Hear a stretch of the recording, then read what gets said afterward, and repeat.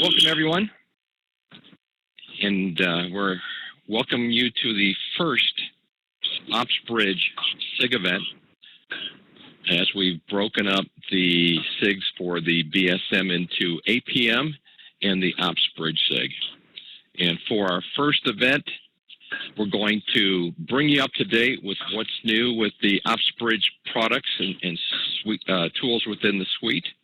And we'll give you an introduction to how some of the companies are using the product as far as what they like about it, and kind of go from there. We've got a good turnout today.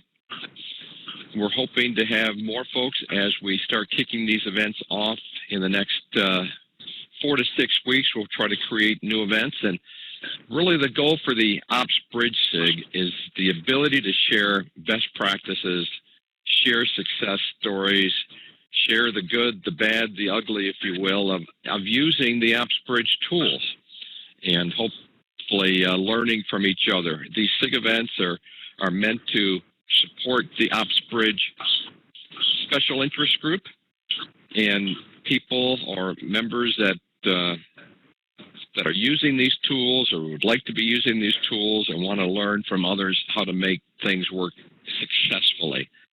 So with that in mind, as you're listening to today's presentation, feel free to reach out to me. And if you want to be a speaker in the future, if you want to share in a technical roundtable discussion about the use of the tools, anything around the My Micro Focus experience would be greatly appreciated and will make this SIG very successful, I think, going forward. So let me kick it off. Today's presentation is why Boeing, Vodafone, SPAR, and many others love Operations Bridge and what's new. So being the first event, we want to at least level set you with what the technology is, what's new today, and what you should see going forward. The OpsBridge SIG is led by myself, Rocky Pisto, and Jim Copio from Whitlock. I've been a lug leader for 16 years.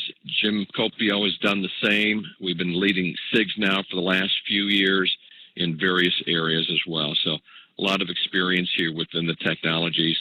And from the registration, I've seen a number of my fellow lug members from Ohio and Michigan on this call as well. So thanks for supporting this event.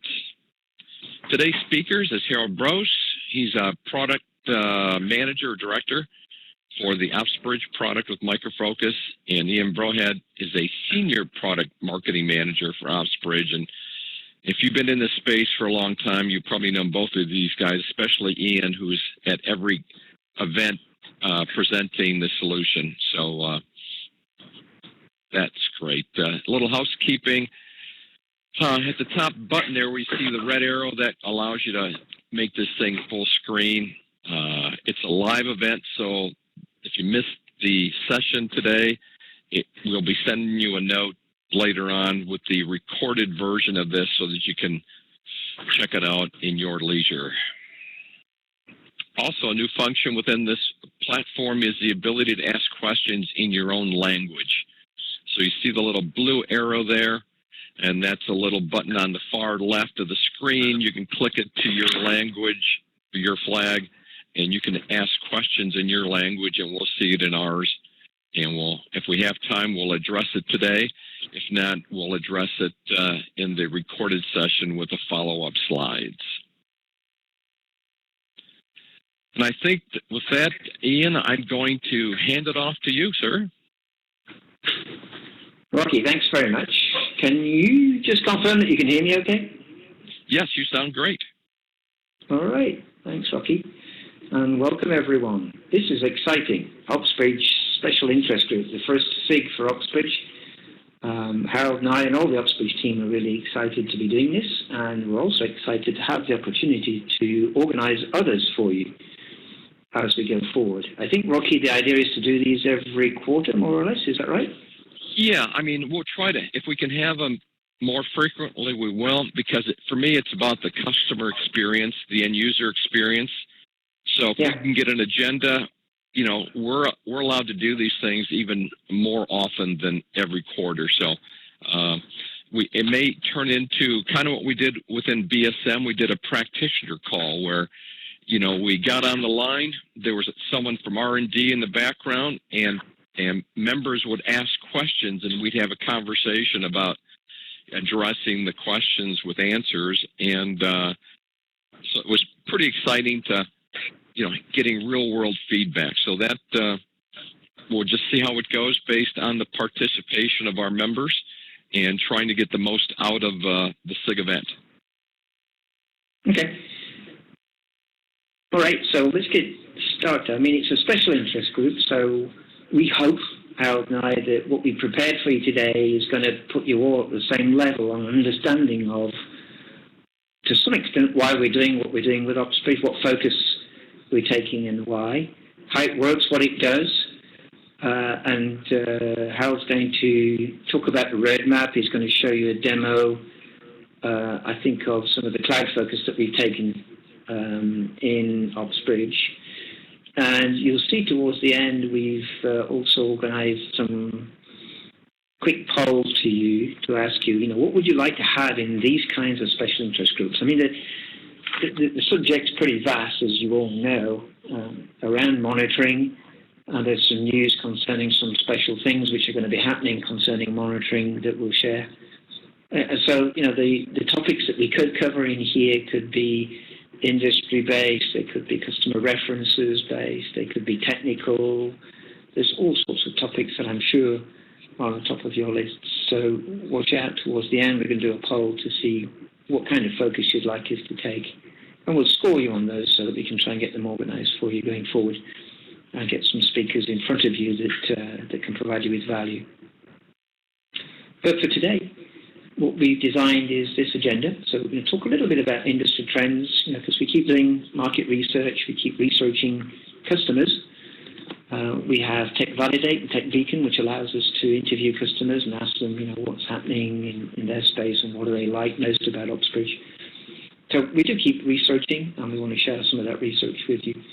It helps us to confirm some of the directions we're taking, which are obviously influenced by subject matter experts in the team, but also heavily by customers who want us to add features to the bridge itself. Okay, so let's move on and start quickly. Don't want to bore you with too much marketing stuff, but things are happening in the industry, and this slide tends to show you what's happening. And you can see that there's some forecasting, as usual, by analysts, which is sort of interesting since they do publish this based on a lot of their interviews with accounts across the world, and then conclude concerning trends and figures of this nature. So clearly, there's a huge trend towards SaaS. There's a huge trend within IT spending, within the cloud and SaaS, towards infrastructure as a service. And there's a lot of organizations which are starting to become more and more mature when it comes to what it means to have resources in the cloud, and in particular, what they need to be doing to address hybrid IT management. So some of the figures here show that there's a massive shift towards a hybrid infrastructure, which is probably not surprising, given the digital transformation and everything going online these days. There are new challenges which are born in that context.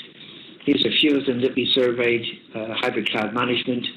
You can read it for yourself, but one of the ones that we think is really driving us to do some of the things that we're doing is the fact that most people believe that they do need to have end-to-end visibility. That shouldn't surprise any of you if you've been doing monitoring for any length of time. But of course, with the cloud being now included into end-to-end transactions, end-to-end services provided to users, then it's important to get the visibility of what's happening with the cloud properly into the monitoring design. Managing what you can't see.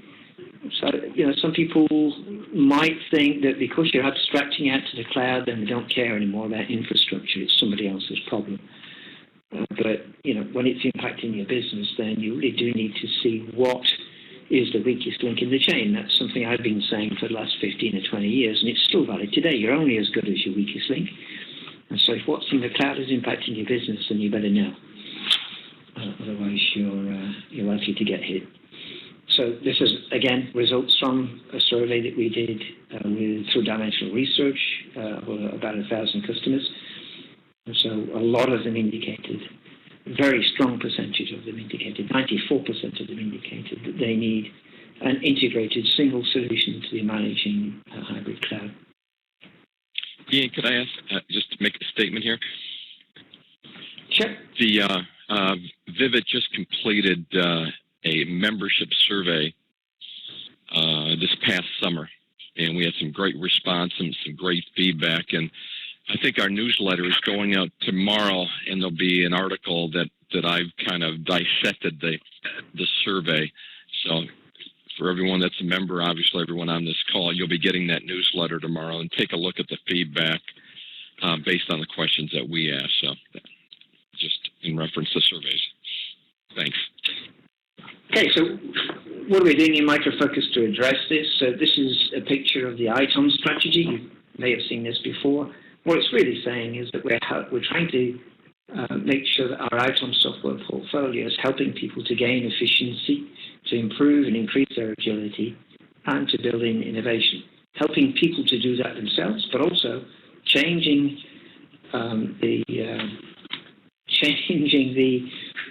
the way in which we've designed our software such that we also are more efficient, more agile, and innovating more as we provide the OpsBridge releases to you. DevOps is obviously something that's very big, and I often find that DevOps is full of application people talking about development techniques, monitoring as code, instrumentation, testing techniques, much more than a small element that's called continuous operations. So we're going to talk about how we think the operations bridge provides ways in which we can help people to be continuously operating. And of course, innovation is important from the perspective of making sure that whatever's deployed into IT can adapt to dynamic workloads. As users' sessions come and go, as transaction rates vary, then obviously IT tries to design an architecture that can support that, and the monitoring system has to be able to suit those dynamics as well. The suites, you've probably seen this before too. It's animated, so some of them are disappearing because the most important one for this call is Operations Bridge, which we believe provides a target outcome for everyone, which is to gain autonomous operations. And the idea of autonomous operations is really quite simple. It is that what we want to do is provide you with a tool set that automates as much as is possible so that your staff are freed up to become able to focus on more business priorities and more innovation that can help the business and help IT to protect itself, right? Help IT to become a more strategic partner. So we'll talk about a lot of those aspects. We're trying to make these things simpler, easier to integrate, easier to consume and deploy, so accelerating time to value, and you're going to see some of those elements as well.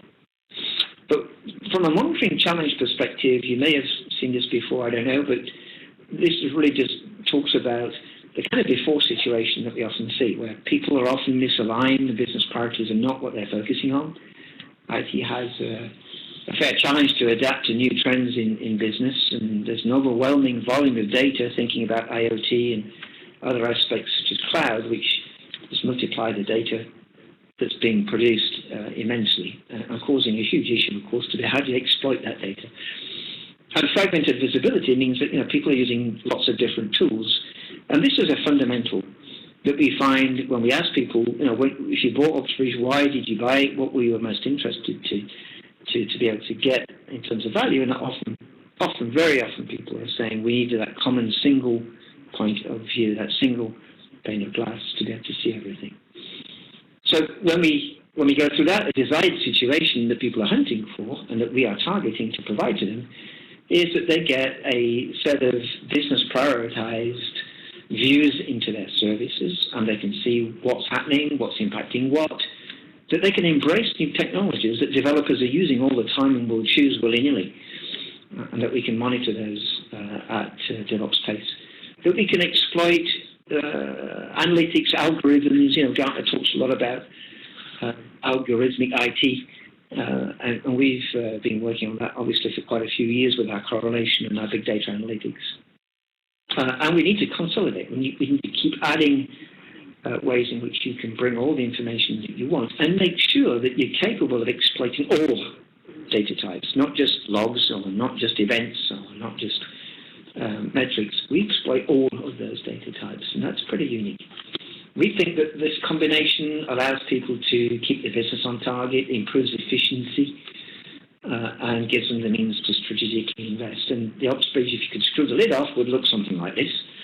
It has capabilities such as business service orientation. It provides a view into what's happening, what's impacting what in real time.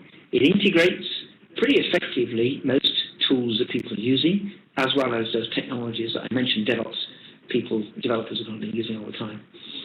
We do automated discovery, automated monitoring, as you probably know, which takes a lot of time and effort out of what would otherwise have to be done manually.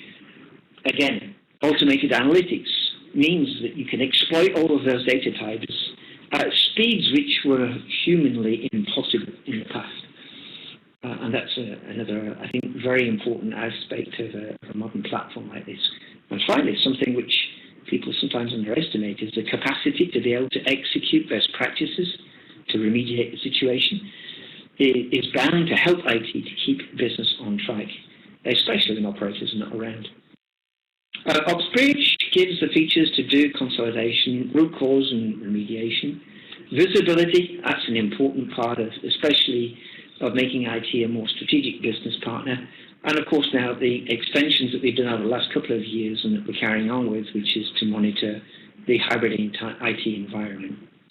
Those 4 use cases are ones which we've validated with lots of our customers, like Bayersdorf, Van City, Swiss Mobiliar, Sabadell, DTCC.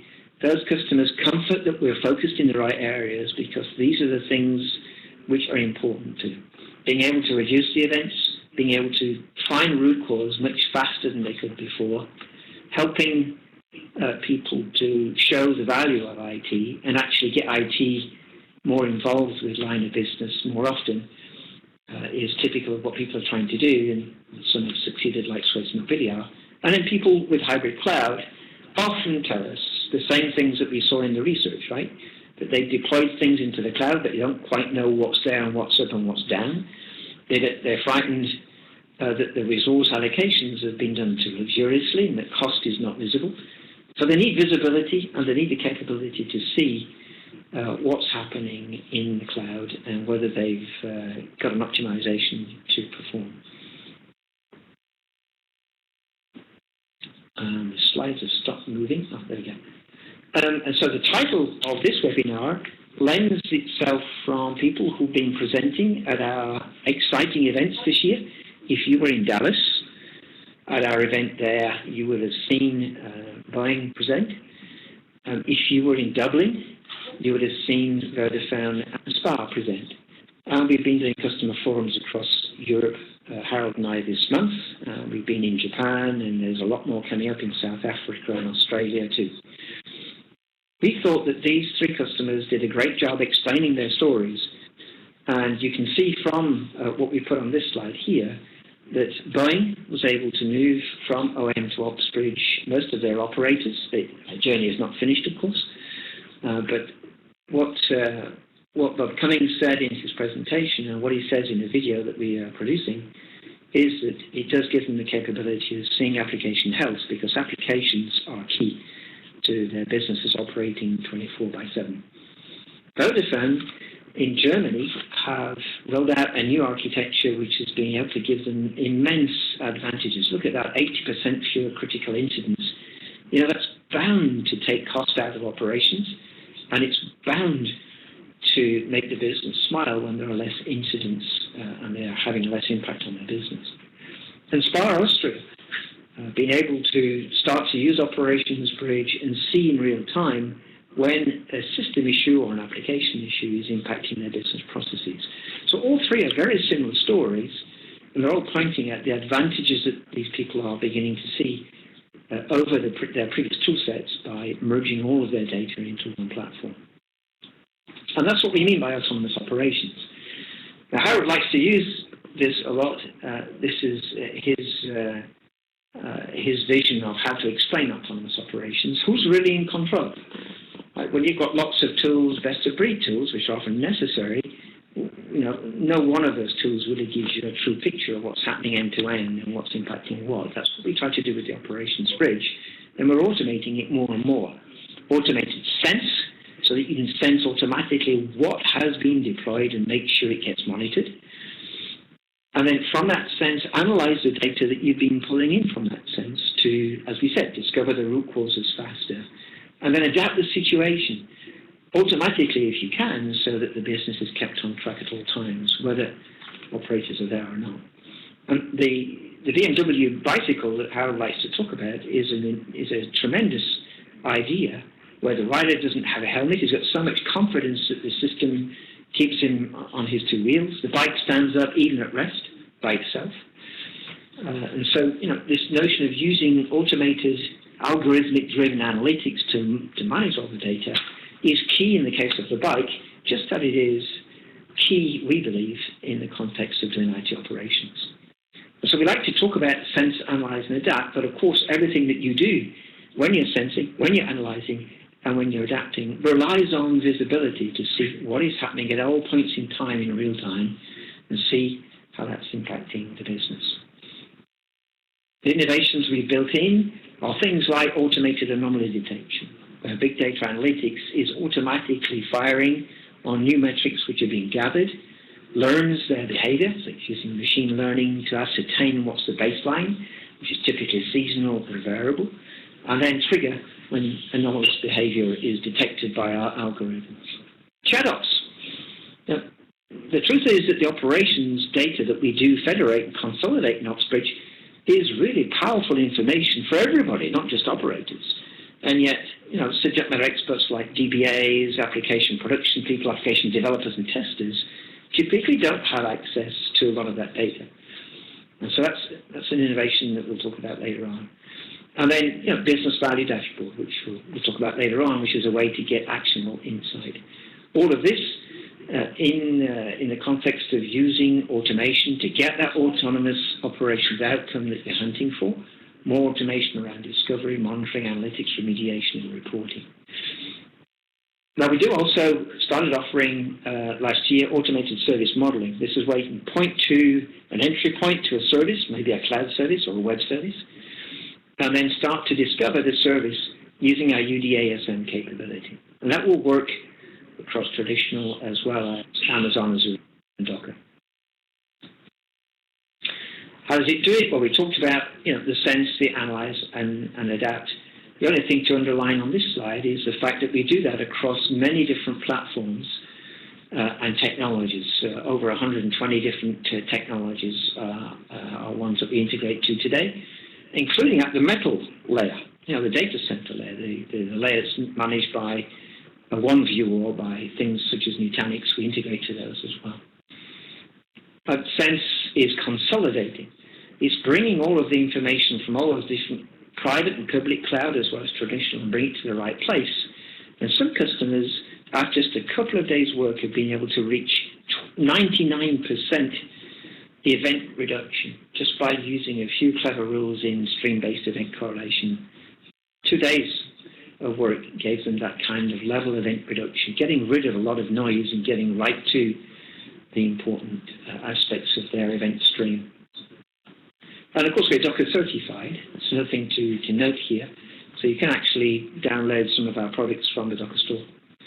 Collect once, a new direction that I think Harold's going to talk about in the roadmap. So here we're talking about having a single collection mechanism and a single storage mechanism, and then lots of apps on top of that, doing analytics, doing reporting, doing dashboarding, all sharing the common store. That is the direction that we've taken. And in the latest versions of OpsBridge, the first elements of that are starting to appear. And one of those, which is really important, I think, is the fact that we now have a lightweight agent. 50 megabytes is what we're aiming for. 3-minute installation, more or less, is what we're aiming for here with this agent. And it's doing a lot of log streaming, right? So getting real-time streaming of lots of entries in log files, which is really important, especially now we have an analytics engine that can look at that information and show features and problems and patterns and anomalous behavior.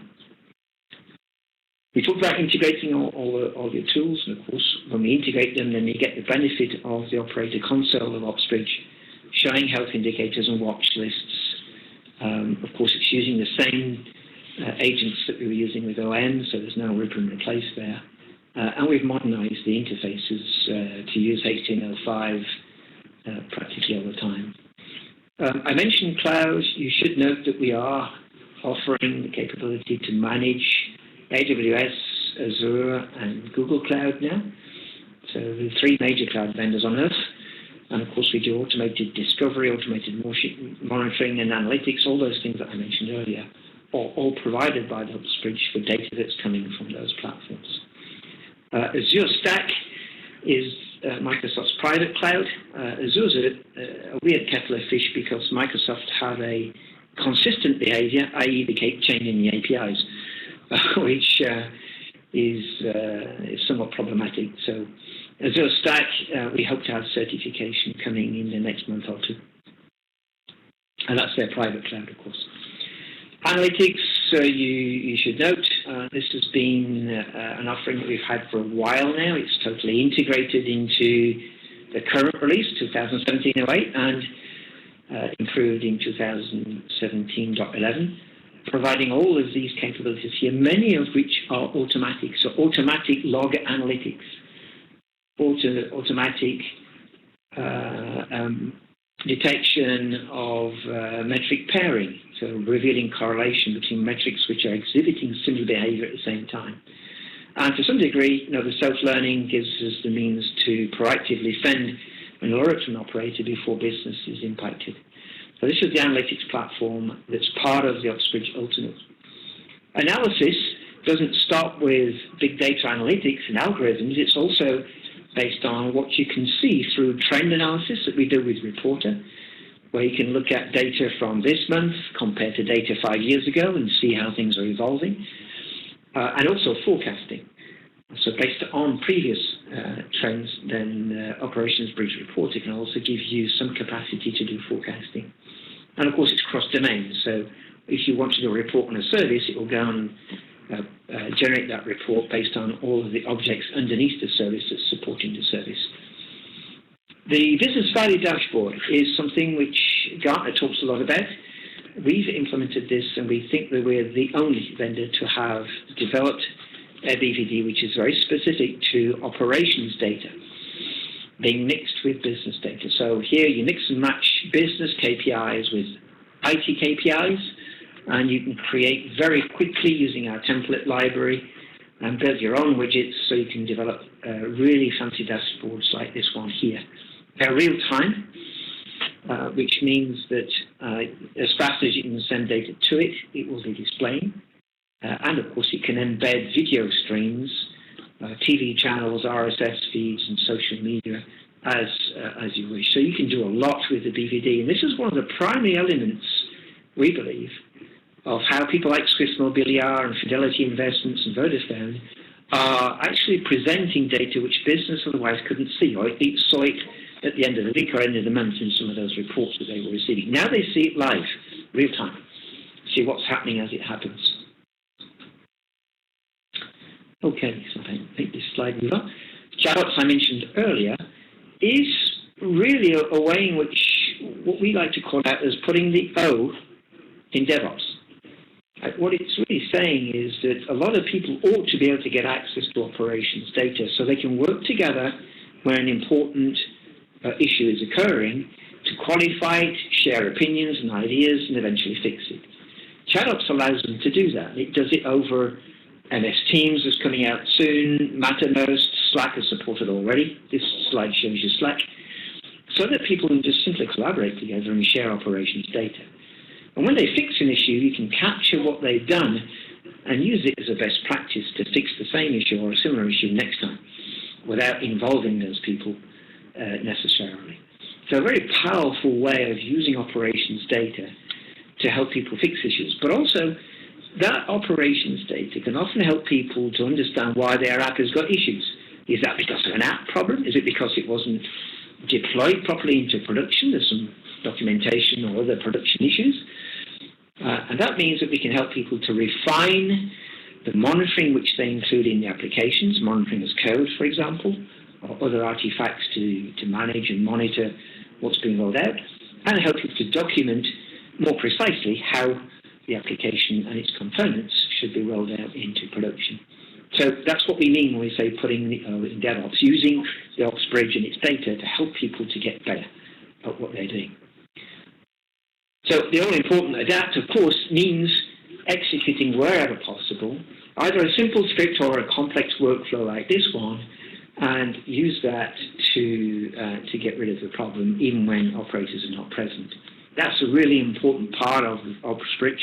Some of our customers have automated 80% of their IT processes. I'm sure you understand that that takes an awful lot of errors out of manual action, but also, and more primarily, it takes a lot of cost out of operations. And of course, we do also adapt by interaction directly with native tools provided by cloud vendors as well as Docker and things like Nutanix and OneView we integrate directly to, so that we can take corrective action. This summarizes some of the aspects of adapt that I think are important. I'll move on. From there, you can read it for yourself. So here I'm going to stop, and we're going to hand it over to Harold to talk about what's new, what's coming, and give you a demo. Harold? Yes, so I hope everybody can hear me loud and clear. Rocky? You sound good. You sound good, Harold. Perfect. So what we want to go into is what's new. You might have realized that we started our quarterly releases last year in June. Ever since we have every quarter released the Operations Bridge Suite, we also, from a naming scheme perspective, started with calling the releases based on the months that we are releasing them. So first, I want to give a little bit of overview of what was released, then dive a little bit into detail in some of the topics, and then do a demo. So let's get into the key items. So last two releases, a little bit more detail here. What have we really introduced into the market? One is a very important journey, I would call it, that we are on in order to move our operations bridge, and by the way, all of the item portfolio onto a so-called container deployment framework. What that means is we are taking advantage of new technologies such as orchestration layers of Kubernetes as well as Docker in order to modernize our all of item as well as Ops Bridge infrastructure, and what the gains are that we get from it I have in a detailed slide coming up in one or two slides. Another key area is that we innovated the way that we do collection, and Ian already mentioned it, collect once. It had been a ask from you as a customer to us to say, hey, I really want to have one item on my system that I need to maintain, update, and fix, and I need to be able to ideally have it do multiple things, and not just every single small functionality come with their own element that I need to install or agent that I need to install on the system. So that's why we started to add to our very well-known data collection, our agent, a capability to stream the logs directly from the system, and not just a log single message that was encapsulated, but the entire log file, so you can take advantage in analytics with it. Also keep improving performance of the throughput, time, and how quickly we can push metrics per second, and also particularly extract metrics from third parties and put them directly into our performance engine. And most importantly, Ian mentioned that already, we are extending our content in the area of cloud, where I then have later on a demo to go into more detail.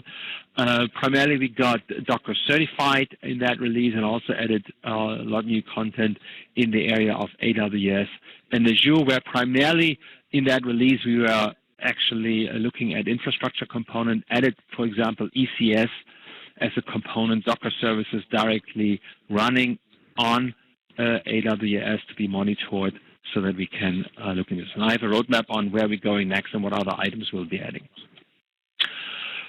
In the .8 release, we then further evolved the container solution. I have a detail on that. We added in things for like a BVD rolling upgrade capabilities.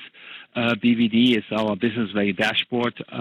We have Operations Bridge Premium, OBR, Performance Engine, OMI, as well as the BVD running inside the container framework. BVD being the most advanced capabilities with HA and other type capabilities, primarily because it's our newest component we developed and was from the ground up developed a lot of these concepts that we use from container. The rest of the suite, as I said, OMI, OBR, P already running today in containers, and we'll be evolving that further moving on.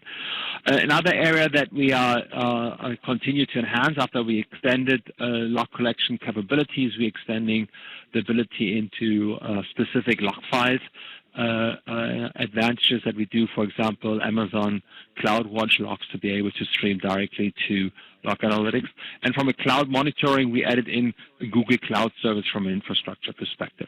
From a classical infrastructure, SAP application monitoring, still a key item for us to be investing and differentiating. And so we enhanced there the way that we monitor SAP HANA and move it to the latest version, as well as Isinga support moved to the latest version. So that was more or less an overview of what was released, and I want to dive into a few items specifically in order to talk about why are we doing them and what is the background on them. So first of all, the container deployment framework. So we basically looked at our portfolio and realized that from an item perspective, we had many products. We combined them into suites, and a lot of integration work is still needed in order to get those suites to work.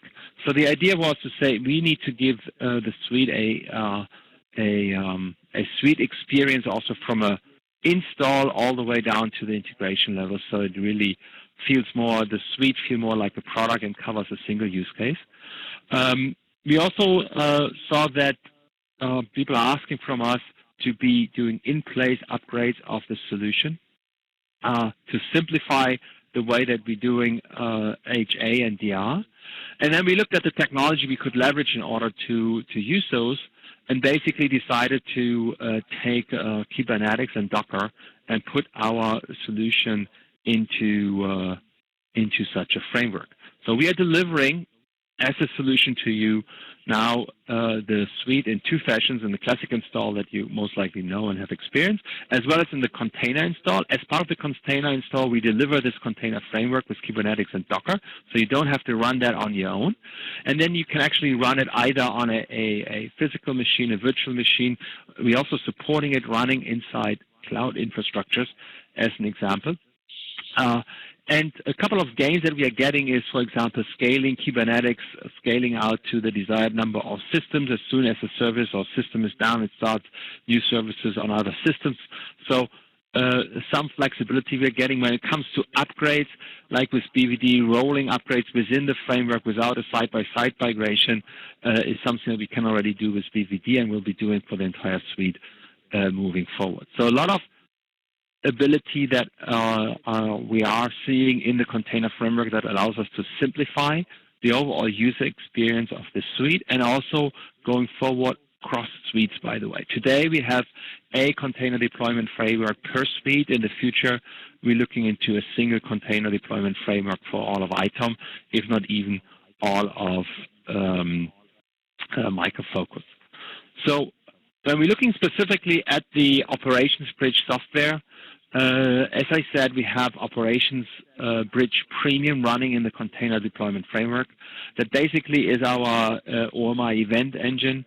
It's our performance engine, which is, for those of you who have not experienced version 10.11 and higher, is a ability to store performance metrics in a vertical database. Our OBR reporting engine, as well as our BVD server. BVD server, as I said, most advanced, already supporting scaling capabilities, scale-out capabilities with the Kubernetes framework, restarting HA type capabilities, as well as rolling upgrades. and we'll have a roadmap on how we further enhance the rest of the portfolio to actually get to ultimate packaging into the container, which then include things like analytics in the container framework, as well as making sure that those capabilities are working for the entire portfolio. So really an exciting thing for us that hopefully addresses some of the concerns we have been hearing from you as a customer and makes the experience of the portfolio and the suite a lot more streamlined.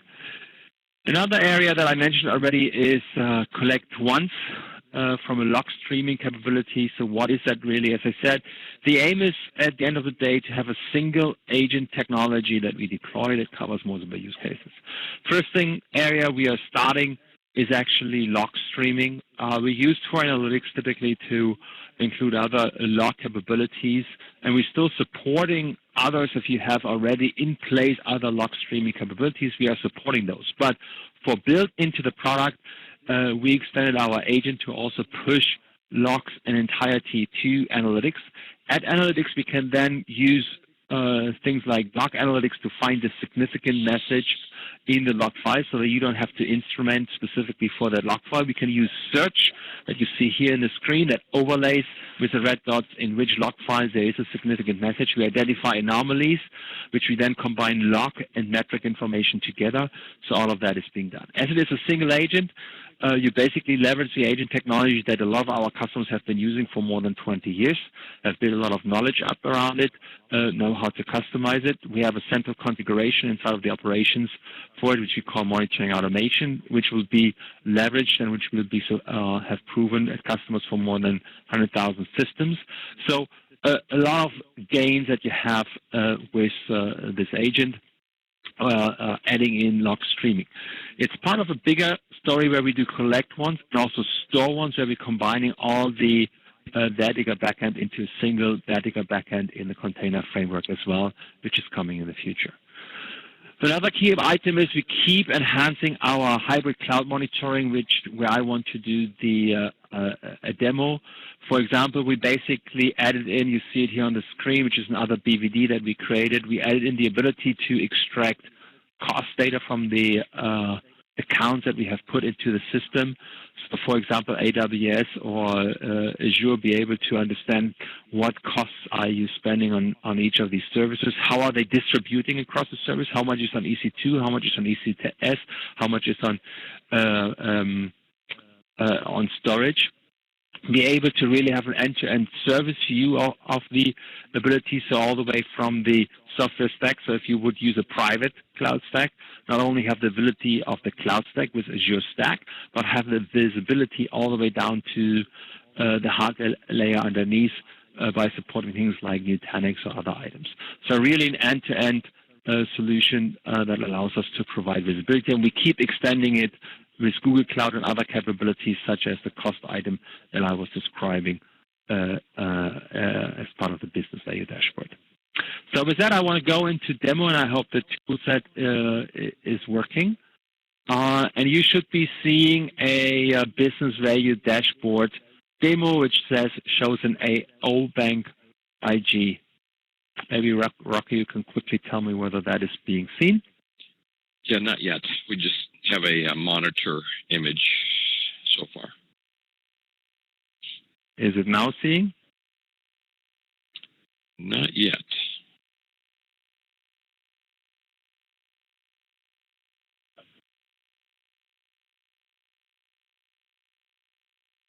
No. Okay, 1 second. I think I know what the problem is. Harold, this is Anne-Marie. Can you press that launch screen share? Yeah. I'm doing. Mm-hmm. I think we are connecting to you now. There we go. I can see your screen. Just a delay from a system perspective. Okay, so this is another business value dashboard that we have built. It's essentially a company we call AO Banking.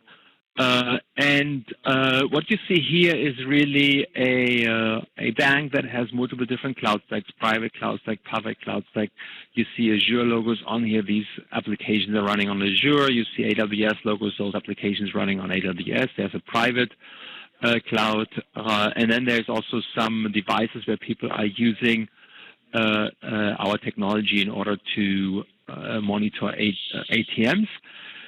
In correlation of our analytics, we found out that there's a correlation of ATM usage and weather. If there's nice weather, people go out and enjoy themselves outside and need some cash in order to spend. So that's why you see some non-IT data to be published here as well as some business data published. What we see here is that the fraud prevention is actually turning red and has a problem with the performance going down in the transactions that we're looking into. So as we're diving in, we hyperlinked into the link to the operations bridge screen. In the operations bridge screen, what we're actually seeing is a event dashboard. We see the same application setup, fraud detection, which I can click on. This will actually filter the rest of the screen, which you might have noticed, the topology, the event view, by exactly that application, which helps you to quickly navigate through the system, and you immediately can see what the issue is. We see that there are correlated events, and there's a CPU bottleneck. We also see that there is a Docker daemon running. So we're basically looking into trying to understand what is the problem with the fraud detection. For that, we changed the view to the Docker topology, which we discovered as part of our management pack. And there we now see not only the Docker daemon itself, but we also see the applications running inside the Docker system. For some of the applications that typically run in the container, we have updated our management pack, such as MongoDB, in order to be able to automatically discover it. Others, if these are custom applications like this batch processing, they typically use naming convention in order to identify those.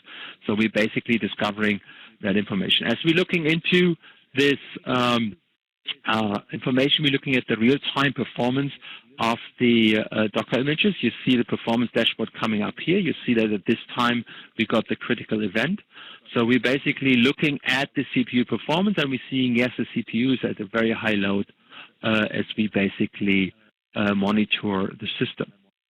Now, as the batch processing has less critical items for us, we are deciding to take a closer look at the Docker server on getting other overview of the CPU, how many images are running, how many containers are running, just some general out-of-the-box performance dashboard that we are providing for the system. So this performance batch processing tool we basically fix by stopping it, and we have some built-in automatic items that allow us to control Docker services, and we're basically using that in order to run and stop the Docker container for batch processing. The batch processing can be executing later. Fraud detection is a more important application for us. So a very simple use case, which hopefully is fixing the problem that we are seeing. We are already seeing this turning green, and now the fraud detection here is being turning green. So an excellent example on how you combine the information that we get from metrics, topology, events, as well as be able to execute tools in the system to basically fix the actual problem. And now as we click on fraud detection, we actually see that the overall problem went away and everything is green. Now as we look into and waiting on the system, cloud services here has turned red. Now, here we basically have all the different services. We have cloud services, we have network services, storage services. This event dashboard is a complete custom dashboard that you can build. If you map it to the cloud service, it's even nested, so you can go down a couple of levels if you wanted to. And you here see the different cloud stacks that we have, that are OpenStack, AWS, Azure. And we actually do have an issue in the AWS stack, where we already see the topology of the AWS environment, which we discovered using our management pack. Now here we see that particularly in the Northeast we have an issue. So we are basically can take a look what the issue there is. Again, we have out-of-the-box performance dashboard that we are providing you to analyze issues and looking into problems. We also have an event here, and from there we directly launch a tool. This time we're launching an OO flow, which is basically expanding and the machines in our account to create an additional virtual machine so that the application can load balance across those two virtual machines. Once that is being done, the discovery automatically picks it up. Monitoring automation picks it up from a monitoring policy perspective, and with that we actually have moved ahead fixing the problem. So two simple examples that show you on how the operations bridge helps you with an understanding of your topology, with an understanding and integration of tool sets to remediate and fix the problem. Okay, let me go back into presentation and cover the remaining couple of slides quickly. So what's coming in the cloud and what are we working on next? What we're really working on next in the cloud area is actually three areas. Make deployment faster, become a lot more application aware, and allow more flexibility when it comes to public cloud. So let's work it from the bottom up. From a public cloud, what we are seeing initially, people started to take applications and moving them into the virtual cloud in the same way that they had them running internally on their virtual machines. Nowadays, more customers are trying to take advantage of services that are provided by the cloud vendors, such as database services, for example, RDS or SQL. So we're adding what we call platform as a service support to our management pack. In November, we'll be releasing a update to the AWS and Azure management pack, adding quite of these PaaS services to the solution. As we take it further, we have more and more customers talking to us how to monitor their public cloud SaaS offerings. As the first customers that we're working through a Office 365 monitoring with our solution. Other area, make it a lot more application aware, move it beyond cloud service assurance that allows us to have worldwide vantage point and have a good understanding on how your public cloud services are accessible from different locations in the world, as well as distinguish between internet versus external accessibility. Be able to integrate that tightly into our big data store and analyze it from an application point of view, and then add in a cloud level, service level management capability. From a deployment faster, we can actually run on cloud stacks today, like there's a paper documented on how you install Operations Bridge in AWS. And we'll also be adding in the next release something we call a lightweight sensor, which is 10% of the footprint of our current agent, as well as will add the capability in order to pull the configuration rather than being pushed from the central site. And then, as I said, the containerized version of Operations Bridge also supports running in the cloud. So that's where we're moving to from a becoming more cloud-wise or becoming more cloud-native from an Operations Bridge perspective. Next to cloud and classical infrastructure, we're also supporting non-IT function. We see more and more customers connecting their non-IT capabilities into a centralized monitoring tool. And essentially, we use our core assets, sense, analyze, adapt, and the only thing that we need to adjust small is the sensing part of it, because we need to be able to potentially, in addition to maybe in the networking side, we would be using SNMP, we would be using DCA in order to connect to other non-IT devices in the manufacturing side. Here, we basically have a customer who is using the solution for managing their turbines, their wind turbines, their wind parks, and at the end of the day, gets a lot of information from our tool set in terms of what is oil temperature, be able to directly control the turbine through our agent technology, which is at the bottom of such a turbine, and very importantly in this IoT devices environment, be able to securely, with a guaranteed delivery, which is inherent in the agent from the beginning from an automated action perspective, to control the system. So an area where we are extending the solution. Now, as we sum it up, which customers have realized value and outcomes out of this? You heard Boeing, SPAR, Vodafone Germany at the beginning. of the presentation. Obviously, other customers that we have in the financial sector, for example, Fidelity of Swiss Mobiliar, tremendous customer. Swiss Mobiliar was able to reduce 58% of their mean time to repair by simply avoiding pinpointing at the time of a incident was coming in. Is it now a system error? Is it an application error? Is it a networking error? Because they were all integrating things into the operations bridge before they opened up the ticket. So key benefits. And you can see the benefits of other customers and our global references that we have on the slide to increase efficiency, agility, and drive innovation through things like dashboarding, etc. We also have a broad set of services that we provide in order to offer either the transformation workshop, how are you moving your traditional IT more in towards the cloud? We can help you implementing it. We can help you assessing your current situation, your current implementation if you have your tools today, and then help them mature moving forward on the maturity ladder. Getting engaged, you find a lot of information on microfocus.com/opsbridge. You find demos, customer testimonials, product videos, customer stories in terms of papers and write-ups, and analyst reports about the solution. So if you want to get more information, and then obviously also more information, hopefully in the future of these workshops, where we basically would like to see your opinion about where should we go next. Ian and I put this this contents together with Rocky to get us started in this series of 6 sessions, and we now can go in to either get more customers presenting their stories, do technical drill downs in a specific area of the operations bridge, or do integrations with third-party products. And we're really interested in your opinion on where you should be going next. And I think maybe Rocky or Anna Maria, you explain how the polls should work. I think it's the poll Yes. up. Go ahead, Emery. No, you go ahead, Rocky. Go ahead. I don't know what I'm doing.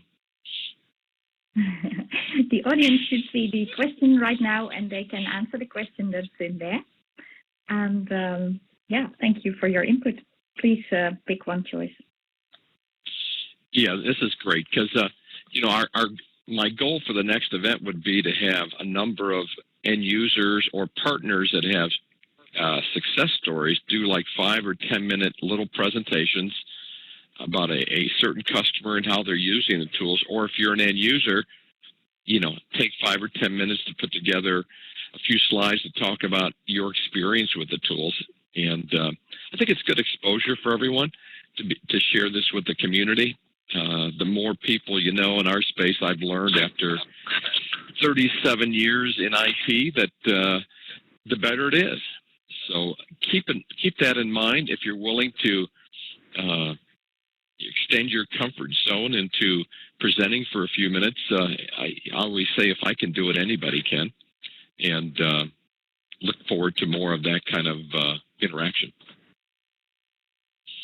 And it looks like, from the survey what we're getting is feedback is that, people want to see customer stories, which means, we want to know what you're doing. I remember doing a lug event, and I had a customer that says, look, I got kicked out of a company after using the technology, and he shared this story about the experience, and it had nothing to do with the tools. It was more just about the culture of the environment. And or I had someone else that said, look, I'm afraid to get in front of people to speak, but I'll do it sitting down. Can I do it for 10 minutes? Sure. He ended up speaking for an hour. So, again, anyone that's willing to kind of step up and share feedback. So the second most popular topic was integration with third-party products. So I know that we've got partners on the line that sell solutions that tie into OpsBridge. Let's talk about the customer experience there and how to make that work. And the third most popular topic here is learning more about the business value dashboard. So that I think that's what we've got. Oh, Yeah, well, the numbers have just increased after I hit the refresh button. So, yeah, business value dashboard was number one with a number of responses. Customer presentation stories was number two, and then the integrations was number three. Yeah, I think the technical drill down is general technical drill down into specifics. Business value dashboard is one example. But, yeah, we had 21 responses, and the most interesting one is more drill down and then customer presentations. Yes.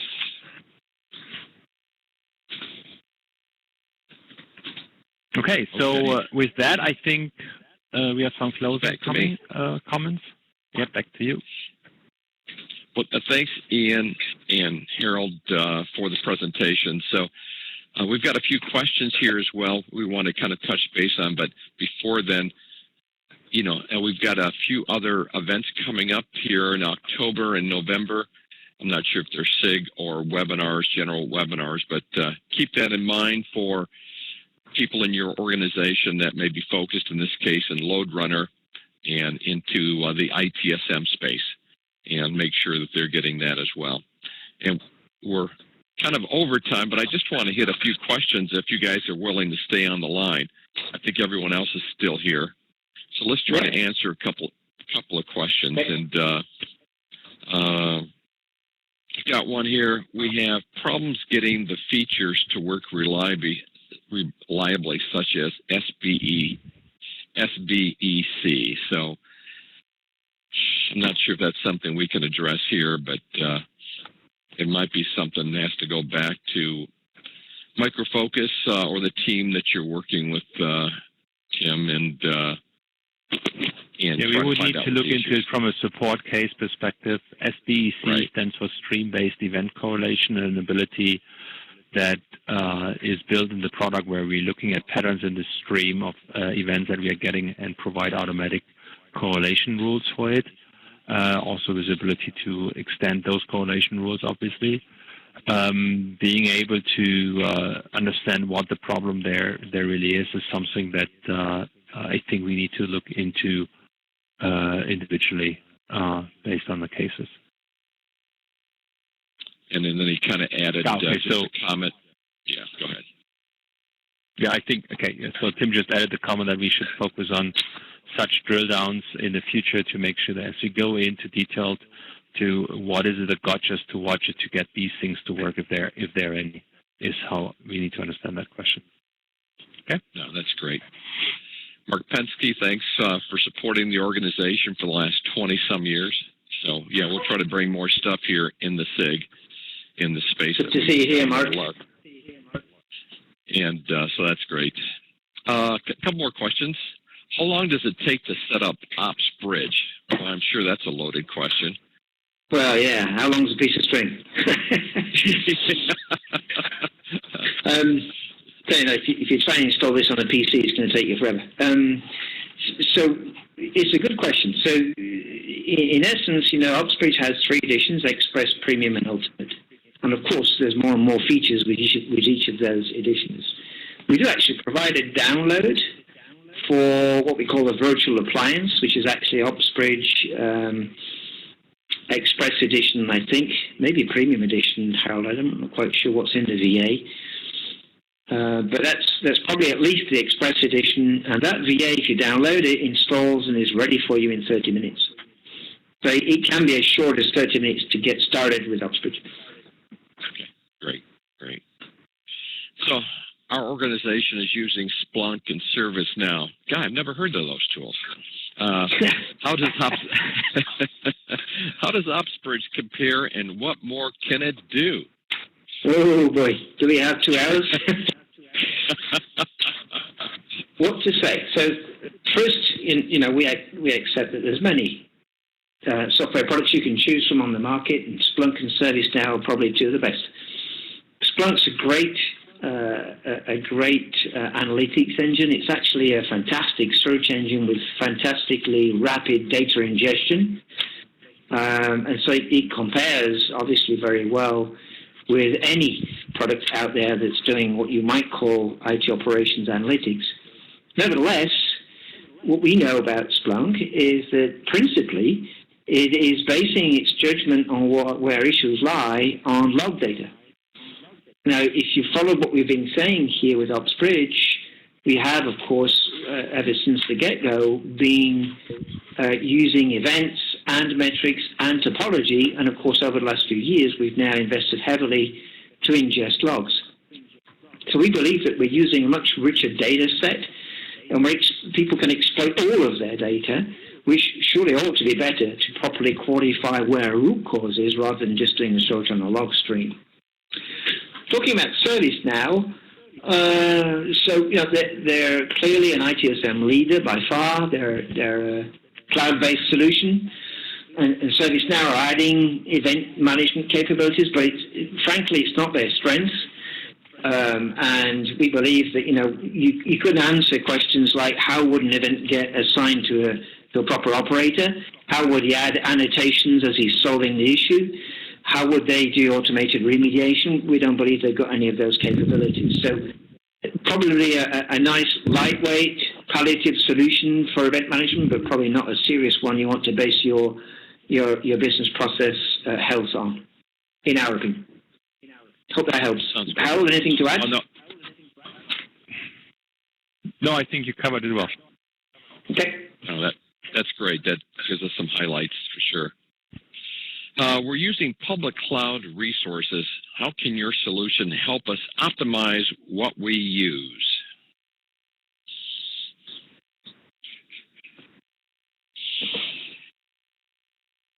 Well, people are getting sick of my voice in a minute.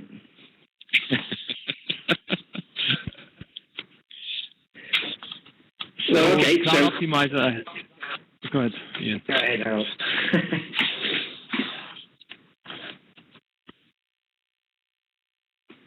So we have a tool set in the ultimate package, which is our Cloud Optimizer, that has the ability to understand and optimize resources, primarily also for private cloud, where initially coming from, so understanding virtualization stacks, etc., identifying idle spots, but it also has the same ability doing for AWS clouds.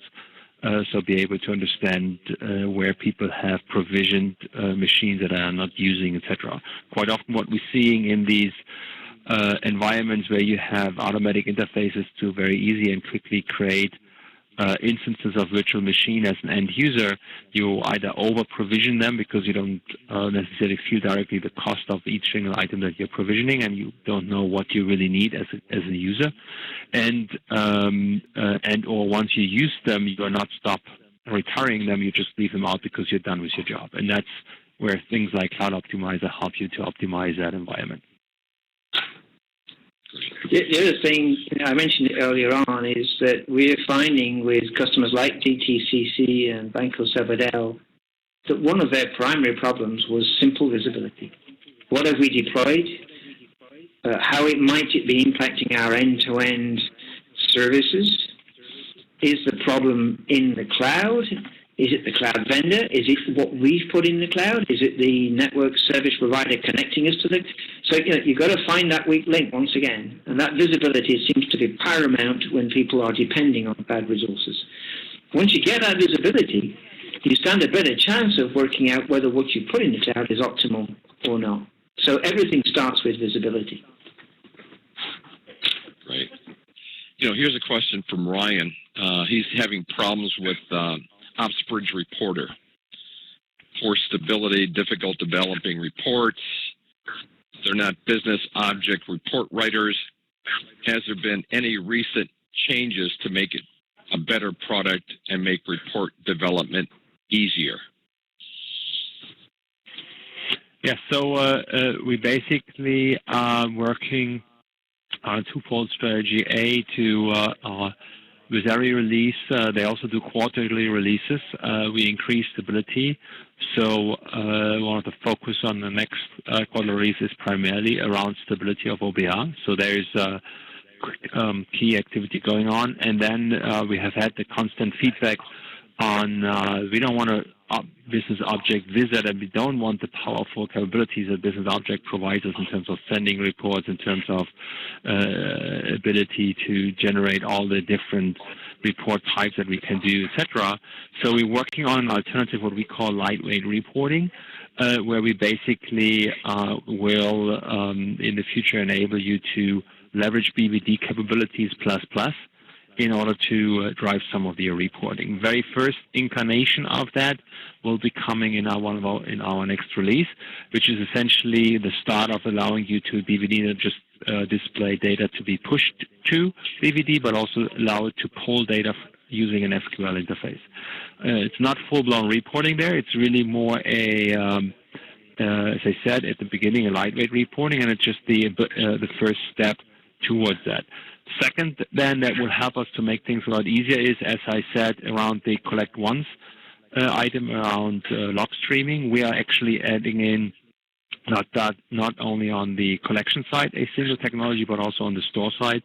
As we aligning that, then that combination with the lightweight reporting and the singular vertical backend where data is being streamed to across the portfolio, that actually makes then things a lot more streamlined is what we are working towards. So first items to be surfacing in the very next release in terms of better stability and simpler, and then further as we go on throughout the year. I hope that helped answering the question. Thanks, Harold. One more question, I think, before we close it for today, and it kind of goes back to, you know, a lot of folks they may still be using Operations Manager. And the question is, I see Boeing move to OpsBridge. What benefits did they or other confirm over what time period? So when did they start realizing the benefits of OpsBridge? So benefits is interesting. A lot of people look at it for the size of Boeing and think it's you're talking about a 2-year, multi-year project potentially to move. And when we started out with Boeing, it actually ended up to be like a 3 to 6 months effort by the time that they started to really look at the project and move it over and have the agents report into OMI. And why is that time frame that short? Well, the main answer is because the technology that we use in order to connect agents and be able to send events over into OMI is being derived from a technology that we have been using in OM. Policy deployment, yes, there are new policies that we introduced with OMI, but the old policies that are existing are still working. So it was actually a lot faster than what the customer expected. Very initial benefits were things like drastic modernization of the interface, obviously, where people were starting to knock at the door trying to use a new interface, and they had absolutely no interest to use the Java interface of OML. That was looking at benefits customers are seeing and quoting are things then when it comes to setting monitoring policies, which are driven automatically using monitoring automation. And that is where they then gain efficiencies as they start changing the policies. That obviously also only comes in once you start using the solution, but very initial gains are by just simply using the toolset and have much more visibility into your data. If I can just chip in, Rocky, if you've got just 1 minute left.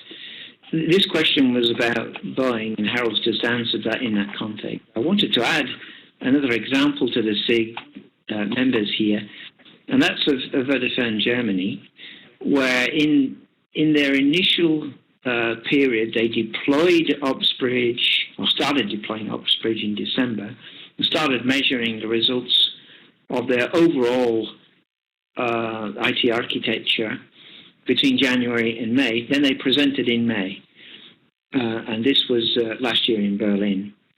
And so Luke Bradley presented some preliminary results, and they were astounding. I mean, so they literally went from, in just 6 months, they went from solving first-time fixes, or solving issues at layer 1, which was about 18%, as I remember, in January, and it was 48% by the time they reached May.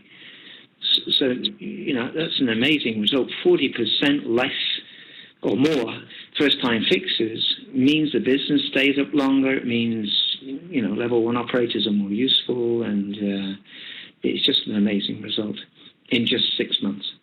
And we're actually introducing a new video very soon of Vodafone Germany, once it's fully approved, which is a year on from what I just mentioned, where Dirk Nitsch of Vodafone Germany presented in Dublin, and there he's talking about 80% fewer critical incidents, which, is goodness.